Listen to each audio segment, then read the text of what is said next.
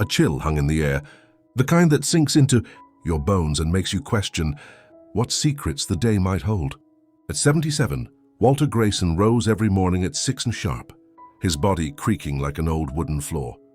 The faint clatter of dishes echoed from the kitchen, where his daughter, Clara, was already packing a lunch for her husband, Daniel. Exactly 40 minutes later, a sharp knock rattled his door, not a gesture of courtesy, but a check to see if he was still breathing. Walter eased himself upright, wincing as his joints protested. His room, a converted den on the ground floor of the sprawling house he'd called home for decades, felt both familiar and foreign. 5 years ago, he'd moved in with Clara. Though the truth was more tangled, this was his house, a secret he'd guarded like a locked vault. "Walter, you alive in there?" Clara's voice carried a familiar edge, more irritation than warmth. "Not dead yet," he replied, his daily retort delivered with a dry smile. "Breakfast in 20, don't dawdle." Her footsteps faded before he could respond. Clara, his youngest at 42, had always been sharp-edged, her warmth buried under layers of resentment. Walter suspected it stemmed from losing her mother, Elise, when Clara was just 15, or maybe it was just her nature. He'd stopped searching for answers years ago. Dressing slowly, he chose a faded flannel shirt. The house always too cold despite Daniel's hefty salary as a corporate accountant. Clara and Daniel hoarded every penny, their lives a ledger of calculated frugality.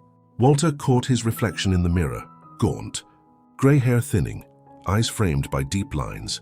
His hands, rough from decades as an electrician at the town's power station, bore scars like a map of his labor. 45 years of steady work, a modest pension. That's what everyone believed. But beneath that story lay a truth heavier than the cables. He'd once strung in 2005. He'd won 1.8 million in the lottery. He told no one. Not Elise, already frail with illness. Not his children, Clara or her older brother. Miles. They'd always had open hands, draining his and Elise's modest savings with endless requests. If they knew about the windfall, it'd be gone in a blink, followed by accusations of not having more. Instead, he'd stashed the money in a high-interest account and, after Elise's death, bought this 3-story house in Fairview for dollars. $600,000, a grand home in a quiet neighborhood, with wide windows and a backyard that caught the morning light. To his kids, he'd spun a tale of renting it cheap. They never questioned it. "Walter, move it!" Clara's shout broke his thoughts. He shuffled to the kitchen, where Daniel sat hunched over his tablet, barely acknowledging him with a grunt. Their relationship was polite but icy. Walter was just the old man they put up with. "Morning," Walter said, settling into his usual chair. Clara slid a bowl of watery oatmeal before him. No butter, just half an apple sliced thin. "For your health," she always said, though Walter knew it was about pinching pennies. "You remember Miles and his kids are coming today?" Clara asked, sipping her coffee. "Don't hide in your room like last time." "I'm not avoiding my own son," Walter said, stirring the bland mush. "Then why'd you barely talk to him at Thanksgiving?" Clara's arms crossed, her tone accusing. "He thinks you don't care. When did he last call just to chat, not to beg for cash?" Walter shot back. Daniel snorted, eyes still on his screen. Clara's glare silenced him. "Miles is busy. He's got a trucking business, 2 kids. Yet he always finds time to call when he needs a new rig or warehouse space." "Funny how that works," Walter muttered. Clara's jaw tightened. "You're unfair. We all care about you. Who took you in when you couldn't live alone? Who cooks your meals, washes your clothes, drives you to appointments?" Walter wanted to snap that this was his house, not hers, but he swallowed the words, nodding as he always did. "I'm grateful for the roof over my head." "Exactly." Clara's tone softened, satisfied. Just then, Lily, his 19-year-old granddaughter, breezed into the kitchen, a college freshman with a part-time job at a local cafe. She was the only one who spoke to him without obligation. "Morning, everyone." She planted a quick kiss on Walter's cheek. "Sleep okay, Grandpa?" "Half the night wrestling nightmares, half counting my aches," he said, earning a laugh from Lily. Clara rolled her eyes. His humor was lost on her. "Got classes today?" Walter asked. "Yep, till 3, then work till 8. Lily grabbed an orange and her coffee. "I can swing by tomorrow for a walk in the park if you're up for it." Grandpa's got the plumber coming tomorrow, Clara cut in. That leaky faucet in your bathroom's acting up again. I can manage both, Walter said. Plumbers are usually quick. We don't know when he'll show, Clara countered. Better stay home. Lily shot her mother a frustrated glance but said nothing. She'd learned to avoid pointless battles. Gotta run, she said, downing her coffee. See you tonight, Grandpa. Another kiss and she was gone, the door slamming behind her, leaving the house colder. Daniel stood, gathering his briefcase. Check the power bill, he told Clara. It's higher than last month. His eyes flicked to Walter. The unspoken accusation clear. The old man's wasting electricity. I barely use the lights, Walter said defensively. And TV's only on at night. No one's pointing fingers, Daniel said with a tight smile. Just saying your pension's not exactly stretchy, is it? Walter nodded, thinking of the $1 million+ sitting untouched in his account. When Daniel left, Clara cleared the table. Rent's due Monday, she said, not meeting his eyes. And your share of utilities is $350 this month. He nodded again. His rent, $2,000, monthly, went straight to Clara's account, money he was essentially paying himself. The utilities, though, kept climbing, despite his minimal use. Clara thought it fair. After all, he was living in her house. Back in his room, Walter sat by the window, gazing at the backyard. Spring in Fairview was a quiet beauty, blooming dogwoods. Chirping birds, the air soft with promise. Elise had loved this season. They'd sit on their old porch, sipping tea, watching the world breathe. She'd call him out on his secrecy, he knew. Walter Grayson, you've become a sly old wolf. She'd say, half teasing, half serious. But she'd worried about Clara and Miles, their endless demands breaking her heart. We raised takers, she'd once whispered. Maybe she'd understand why he kept his secret. A car's rumble snapped him back. Miles's sleek SUV pulled up, disgorging his son, his wife Sarah, and their teens, Owen and Mia. Visits were rare, despite their home being a short drive away. Miles, 50, looked worn, graying, heavy-set, his logistics business always teetering. Walter met them at the door. Clara's voice turned syrupy as she hugged her brother. Miles, you're here! The kids mumbled hellos, eyes glued to their phones. Sarah and Clara vanished to the kitchen, chattering about meal plans. Miles gave Walter an awkward hug. Hey, Dad, still kicking? Barely, Walter said with a grin. Good to see you. In the living room, the teens sprawled on the couch, lost in their screens. Miles sank into a chair. Business rough? Walter asked, knowing the answer. Brutal, Miles sighed. More competition, tighter margins. He leaned closer, voice low. Dad, you got any cash stashed? I need to upgrade my trucks or I'll lose a big contract. There it was, 5 minutes in. Miles, you know I'm on a pension, paying Clara rent and bills. I know, but maybe a little something saved. Miles pressed. I'll pay it back with interest. Walter shook his head. No savings, son. Miles's face fell and the visit grew strained. Lunch was quiet, the kids ignoring Walter, Miles barely speaking. They left soon after, citing a vague errand. As the door closed, Clara turned on him. What did you say to upset him? Just that I can't bankroll his business, Walter said. Clara shook her head. He's your son, struggling, and you're so cold. You live here, eat our food, use our power. A little help wouldn't kill you. Your house. Walter thought bitterly but said, It's only fair I pay my way. That night, alone in his room, jazz playing softly on his restored radio, he overheard Clara and Daniel, through the wall, grumbling about his stubbornness, his hidden savings. Staring at his reflection in the dark window, Walter wondered if the secret was worth it. Elise's absence ached. She'd been his guide. Would she approve of his silence? He wasn't sure. Lily slipped in around 9, tired but smiling. How's your day, Grandpa? Miles came by, asked for money, Walter said. Same old. She rolled her eyes. He never just visits, does he? They think I owe them, Walter said. Lily frowned. Mom's the same. I'm sorry, Grandpa. You deserve better. He took her hand. You're like your grandma, honest to a fault. They talked about her studies, her job, her dreams. When she left, Walter sat in the dark, wondering if he should tell Lily the truth. She deserved to know she'd inherit something substantial one day. But that would mean burdening her with his secret, pitting her against her parents. No, he'd wait until she was older, independent. Sunday morning brought a headache and the drone of a neighbor's lawnmower. Through the wall, Clara and Daniel's voices droned about bills, always money. At breakfast, Daniel brought it up again. Rent's due tomorrow, Walter, and utilities are $400 now. $400? Walter nearly spilled his coffee. It was $350 last month. Prices are up, Daniel said like it was obvious. You're home all day, lights on, TV running. I barely use anything, Walter protested. The meter says otherwise, Clara snapped, eyes on her receipts. We could get a separate one for your room if you think it's unfair. Walter knew arguing was pointless. Fine, $400 it is. Daniel patted his shoulder, all false sympathy. Tough times, Walter. We're all cutting back. Outside, Walter strolled the neighborhood, the sun warm on his face. Fairview's homes gleamed with middle-class pride, manicured lawns, polished cars. His house stood out, 3 stories of quiet elegance. A neighbor, Tom Willis, waved. Morning, Walter. Heard the Carters are selling their place for $1 million. $1 million? Walter feigned surprise. Yep, market's wild, Tom said. Ever thought of selling? That big house must be a lot for you 3. Not my call, Walter lied smoothly. I just rent from Clara. Tom nodded, oblivious. Well, if she ever sells, my cousin's a realtor. Top notch.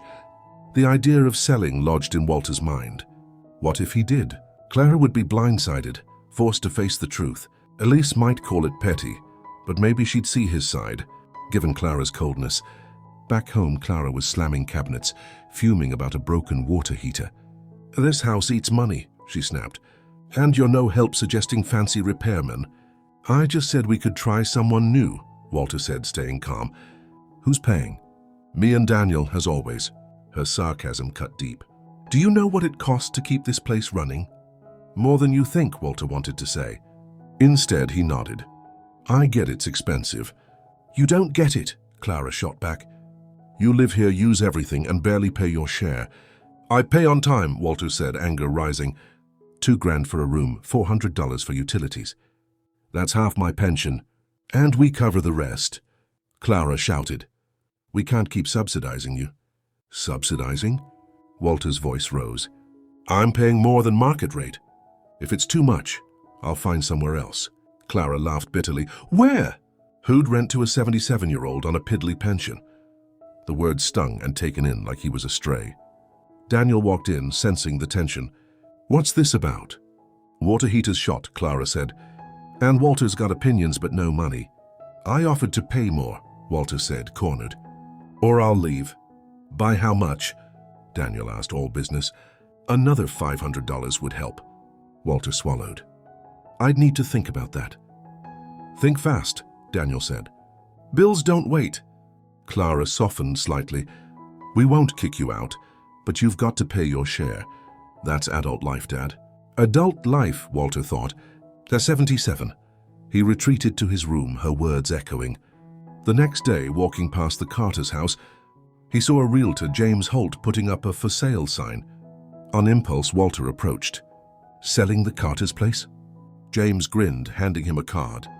Yep, James Holt, Fairview Elite Realty. You in the market? Just curious, Walter said, pointing to his house. I live there with my daughter. James whistled. That's a beauty. Worth at least $850,000, maybe. $900,000 in this market. Really? Walter played dumb. Good time to sell. Best in years, James said. Houses like that go fast. Walter pocketed the card, the seed of a plan growing. That night he saved James's number, telling himself it was just a backup. Thursday brought another clash. Clara stormed in, tossing her bag down. Did you send the rent? Monday, like always, Walter said, eyes on his newspaper. And the extra $500? She pressed. I can't afford it, he said calmly. My pension won't stretch. Clara's face reddened. So we keep covering you? That's not fair. I paid $2,000 for a room, Walter snapped. That's more than fair. You use everything, Clara shouted. Taxes, insurance, it all goes up and you act like it's nothing. Maybe talk to Miles, Walter said. He's got expenses too. Miles? Clara laughed sharply. He's got real costs, kids, a business. You've got nothing but doctor visits and we still pay. I spent my savings on your mother's care, Walter said, a half-truth. Life's expensive when you're old. I don't buy it, Clara said, stepping closer. You're hiding something. Always have. Either pay the $500 or find somewhere else. Are you kicking me out? Walter asked quietly. It's business, Dad, she said, not personal. Her words burned. Walter retreated to his room, pulled out James's card and dialed. Mr. Holt, it's Walter Grayson. We spoke by the Carter's place. I want to discuss selling my house. The next morning he packed. 2 suitcases and a box held his life. Clothes, books, Elise's photos, his radio. Clara was at work when Lily walked in, freezing at the sight of the bags. Grandpa, what's happening?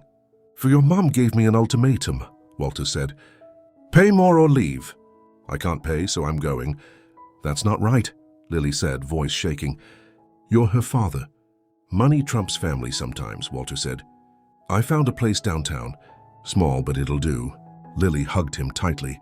I'll visit. Don't tell Mom I have your address. The cab arrived at noon. Walter took one last look at the room. The irony bitter. He was leaving his own house, evicted by his daughter. As they drove away, he glanced back at the grand home, soon to be someone else's. His new apartment was modest, a bedroom, a cramped living kitchen combo, a tiny bathroom, old but clean. He set Elise's photo on the nightstand and sank into a worn chair, a mix of grief and relief washing over him.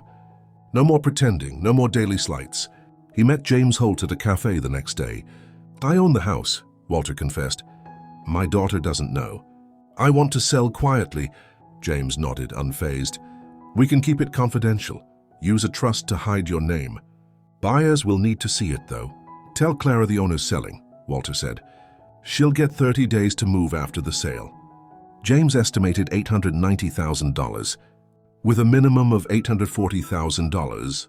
So they set a plan, showings. When Clara was at work, Walter providing keys. That night, Clara called. Where are you? She demanded. Somewhere safe, Walter said. You left without a word. She snapped. Avery said you took a cab.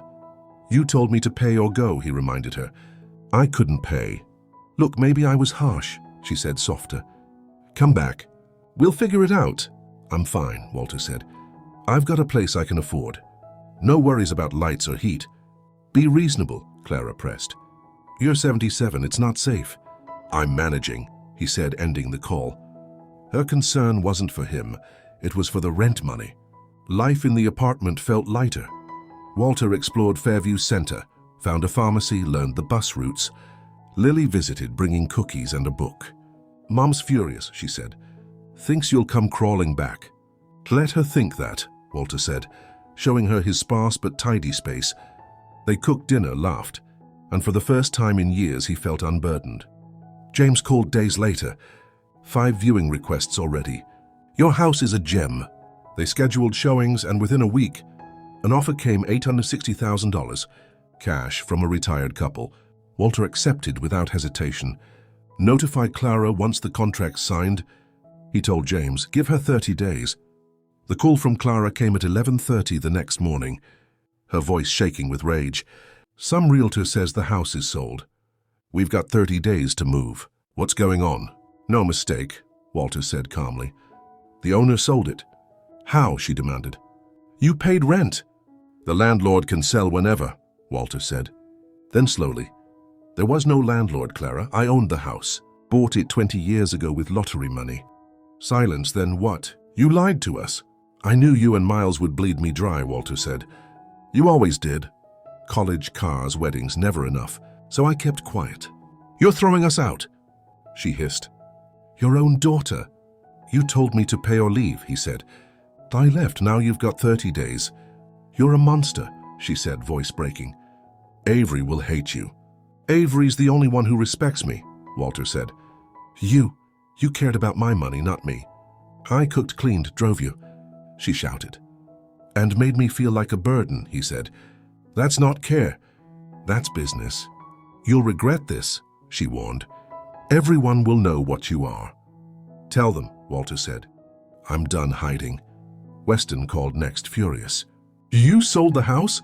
Threw Gina out? Why didn't you tell us you owned it? Because you'd have asked for a cut, Walter said. Like always. That's unfair, Weston said. I asked for help because you're my dad. Help? Walter scoffed. You only called for money. Never for me. When Weston mentioned the $840,000, his tone shifted, greedy. What's your plan for that money? My business, Walter said, hanging up. Lily called last, confused. Grandpa, Mom says you sold the house. Is it true? Yes, he said. It was mine. I bought it 20 years ago, never told anyone. Why? She asked. I didn't trust them, he admitted. Your mom kicked me out when I couldn't pay more. I was tired of lying. Mom says it's revenge, Lily said. Partly, Walter confessed. But mostly I wanted freedom, to live without their demands. I get it, she said softly. But it's harsh. They're homeless now. They've got money in 30 days, he said. They'll be fine. 3 weeks later, the sale closed. Walter netted $735,000, adding to his savings. He bought a one-story house in South Fairview, Taisei, $520,000, cozy with a garden he tended himself. He furnished it to his taste, saw a new doctor, felt healthier than he had in years. Lily visited often, marveling at his new life. You look happy, Grandpa, she said one evening on the veranda. I am, he said, free finally. He told her about the trust he'd set up for her education. Her eyes teared up. You're the best, Grandpa. Weston called, fishing for money under the guise of reconciliation. Walter deflected. Clara showed up unannounced, stunned by his new home. You look good, she said, probing. This place must have cost a lot. I can afford it, Walter said. She tried to mend things, but Walter saw through her. You're here for the money, he said. Not me. She left without a goodbye, and Walter knew it was likely the last time. Months passed in peace, gardening, chess club, Lily's visits. One spring morning, his phone rang, Clara. He stared at it, wondering if it was another plea or accusation. He let it go to voicemail, choosing the quiet of his garden over more drama. The sun rose, birds sang, and Walter, 77, felt truly himself, free. At last, to live on his terms.